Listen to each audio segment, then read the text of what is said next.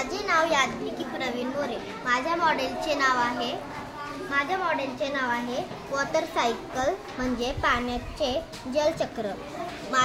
मी इयत्ता 3री ब मध्ये शिकते। माझी तुकडी ब।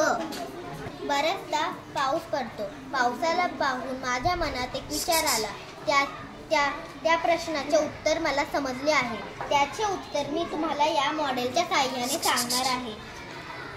बऱ्याचदा पाऊस पडतो। पाऊस पडताना मी अनेक वेळा पाहिले व पाऊस कुठून पडत असेल, कसा पडत असेल व नंतर कुठे जातो याचे उत्तर मी तुम्हाला या मॉडेलच्या साहाय्याने देणार आहे। जलचक्र म्हणजे काय? हा समुद्र आहे। सूर्याच्या प्रकाशाने याची वाफ बनते। त्या वाफेचे रूपांतर ढगात होते व त्या ढगांना गार वारा लागला की त्यांच्यातून पाणी पडते, म्हणजेच त्याला आपण पाऊस असे म्हणतो। तो पावसातले काही पाणी झाडा, तर काही पाणी नदी, ओढे, ओहोळ यांना वाहते व तेच पाणी परत समुद्राला जाते। अशीच प्रक्रिया नेहमी होत असते। थँक्यू।